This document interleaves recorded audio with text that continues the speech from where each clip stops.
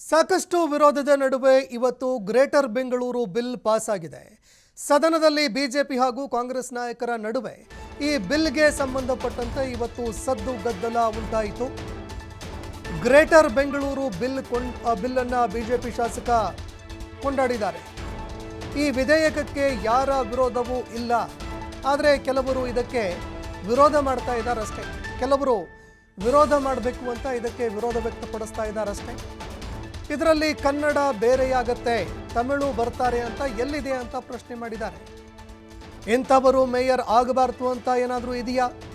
DK. Shivakumar ತಂದಿರುವಂತಹ concept ತುಂಬ ಚೆನ್ನಾಗಿದೆ, ಬಿಲ್ಗೆ ನನ್ನ ಸಂಪೂರ್ಣ ಸಹಕಾರ ಇದೆ ಅಂತ ಎಸ್.ಟಿ. ಸೋಮಶೇಖರ್ ಅವರು ಇವತ್ತು ಸದನದಲ್ಲಿ ಪ್ರಶಂಸೆ ವ್ಯಕ್ತಪಡಿಸಿದ್ದಾರೆ. ಬೇಕಾ ಬೇಡವಾ, ಇವಾಗ ಎಲ್ಲ ಶಾಸಕರು ಏನು ಚರ್ಚೆ ಮಾಡ್ತಿದ್ದಾರೆ, ಇದೆಲ್ಲ ವಿಷಯಗಳನ್ನು ಕೂಡ ಗ್ರೇಟರ್ ಬೆಂಗಳೂರಲ್ಲಿ ಚರ್ಚೆ ಮಾಡಿದ್ದೀವಿ.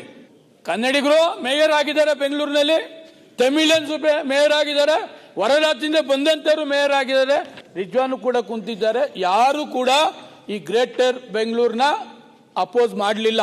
ನಾಡಪ್ರಭು ಕೆಂಪೇಗೌಡ ಬೆಂಗಳೂರು ಕಟ್ಟಿರ್ಬೋದು ಸನ್ಮಾನ್ಯ ಅಧ್ಯಕ್ಷರೇ, 4 ಗೋಪುರ ದಾಟಿ ಹೊಟ್ಟೋಗಿದೆ. ಅವಾಗ ಇವು ತಡಿಬೇಕಾಗಿತ್ತು. ಬೆಂಗಳೂರು ಕೆಂಪೇಗೌಡ ಕಟ್ಟಿದ್ದನ್ನ ಯಾರು ಡಿವೈಡ್ ಮಾಡ್ತಾ ಇಲ್ಲ. ಇವತ್ತು 8 ಡಿವಿಷನ್ ಮಾಡಿದ್ದಾರೆ ಸನ್ಮಾನ್ಯ ಅಧ್ಯಕ್ಷರೇ. 8 ಡಿವಿಷನ್ಗೆ 8 ಜನ IAS ಆಫೀಸರ್ಸ್ ಇದ್ದಾರೆ. 28 ವಿಧಾನಸಭಾ ಕ್ಷೇತ್ರ ಏನು ಬೆಂಗಳೂರಿನಲ್ಲಿ ಇದೆ, ಕಂಪ್ಲೇಂಟು ಕಾರ್ಪೊರೇಷನ್ ಮೇಲೆ ಬರ್ತಾ ಇದೆ. ಇವತ್ತು 110 ಸೇರಿಸಿದ್ರಲ್ಲ ಸನ್ಮಾನ್ಯ ಅಧ್ಯಕ್ಷರೇ, ಅವಾಗ ಎಲ್ಲಿತ್ತದು?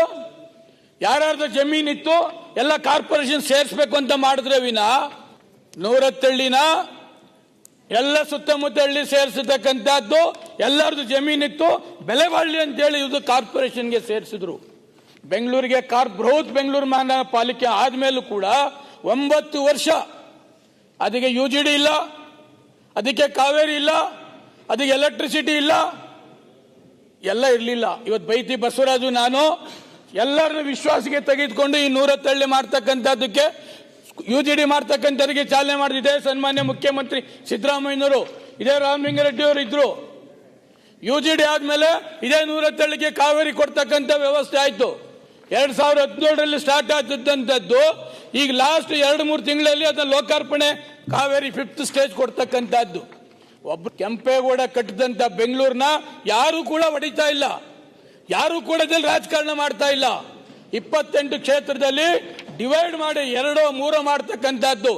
ಜೊತೆಗೆ ಇವತ್ತು ಎಲೆಕ್ಟ್ರಾನಿಕ್ ಸಿಟಿ ಏನ್ ಕಾರ್ಪೊರೇಷನ್ ಬೆಳೆದಿದೆ ಅದಕ್ಕಿಂತ 10ರಷ್ಟು ಬೆಳೆದಿದೆ ಸನ್ಮಾನ್ಯ ಅಧ್ಯಕ್ಷರೇ. ಸೇರಿಸಿದ್ರೆ ಅಲ್ಲಿಂದ ಅನುಕೂಲನೂ ಆಗ್ತದೆ, ಟ್ಯಾಕ್ಸ್ ಬರ್ತದೆ, ಡೆವಲಪ್ಮೆಂಟ್ ಆಗ್ತದೆ. ಈ ನನ್ನ ಕಾನ್ಸ್ಟಿಟ್ಯೂನ್ಸಿಯಲ್ಲಿ 100ಕ್ಕೆ 100 ಡೆವಲಪ್ಮೆಂಟ್ ಆಗಿದೆ, ಪಂಚಾಯತ್ ಇದೆ. ಅದರ ಕಾರ್ಪೊರೇಷನ್ ಸೇರಿಸಿದ್ರೆ ತಪ್ಪೇನಿದೆ, ಗ್ರೇಟರ್ ಬೆಂಗಳೂರು ಮಾಡಿದ್ರೆ ತಪ್ಪೇನಿದೆ? ನಾವು ಹುಟ್ಟಿ ಬೆಂಗಳೂರಲ್ಲಿ ಇದ್ರೂ ಕೂಡ ಇದೆಲ್ಲ ಕೂಲಂಕುಷವಾಗಿ ನೋಡ್ಬೇಕಾಗ್ತದೆ. ಸುಮ್ಮನೆ ಯಾರೋ ಹೇಳ್ತಾರೆ ಗ್ರೇಟರ್ ಬೆಂಗಳೂರು ಮಾಡಿಬಿಟ್ರೆ ಬೆಂಗಳೂರು ಡಿವೈಡ್ ಆಗೋಯ್ತದೆ, ಹಿಂದೂಗಳು ಅವ್ರುಗಳು ತಮಿಳಿಯನ್ಸ್ ಡಿವೈಡ್ ಆಗೋಯ್ತದೆ, ಅವ್ರ್ಯಾರೋ ಮೇಯರ್ ಬಂದ್ಬಿಡ್ತಾರೆ, ಇವ್ರ್ಯಾರೋ ಮೇಯರ್ ಬಂದ್ಬಿಡ್ತದೆ. ಪ್ರಪಂಚದಲ್ಲಿ ಒಬ್ಬ ಕುರಿಕಾಯಿನು ಈ ರಾಜ್ಯದ ಮುಖ್ಯಮಂತ್ರಿ ಆಗ್ಬೋದು, ಒಬ್ಬ ಟೀ ಮಾರ್ತಕ್ಕಂಥವನು ಈ ದೇಶದ ಪ್ರಧಾನಮಂತ್ರಿ ಆಗ್ಬೋದು. ಬೆಂಗಳೂರಿನಲ್ಲಿ ಯಾರೇ ಮೇಯರ್ ಆದ್ರೂ ಅಲ್ಲಿ ಇವ್ರು ಮೇಯರ್ ಆಗ್ಬಾರ್ದು, ಈ ಮೇಯರ್ ಆಗ್ಬಾರ್ದು ಅಂತಕ್ಕಂಥ ನಮ್ಮ ಅಮೆಂಡ್ಮೆಂಟ್ ಅಲ್ಲಿ ಎಲ್ಲೂ ಇಲ್ಲ ಸನ್ಮಾನ್ಯ ಅಧ್ಯಕ್ಷರೇ. ಅದರಿಂದ ಉಪಮುಖ್ಯಮಂತ್ರಿಗಳಿಗೆ ನಾನು ಹೃದಯಪೂರ್ವಕವಾಗಿ ಧನ್ಯವಾದಗಳನ್ನು ಹೇಳ್ತೇನೆ. ಅದೇ ತರ ಮುಖ್ಯಮಂತ್ರಿಗಳಿಗೂ ಕೂಡ ಧನ್ಯವಾದ ಹೇಳ್ತೇನೆ. ಬೆಂಗಳೂರಿನ ನಾಗರಿಕನಾಗಿ ಅವರಿಗೆ ನಾನು ತುಂಬ ಹೃದಯದ ಅಭಿನಂದನೆ ಹೇಳ್ತೇನೆ. ಇದಕ್ಕೆ 100ಕ್ಕೆ 100 ಸಂಪೂರ್ಣ ಸಹಕಾರವನ್ನು ಕೂಡ ಕೊಡ್ತೇನೆ ಅಂತಕ್ಕಂಥದ್ದನ್ನ ತಮ್ಮ ಮುಖಾಂತರ ಹೇಳ್ತೇನೆ ಸನ್ಮಾನ್ಯ ಅಧ್ಯಕ್ಷರೇ. ನಮಸ್ಕಾರ.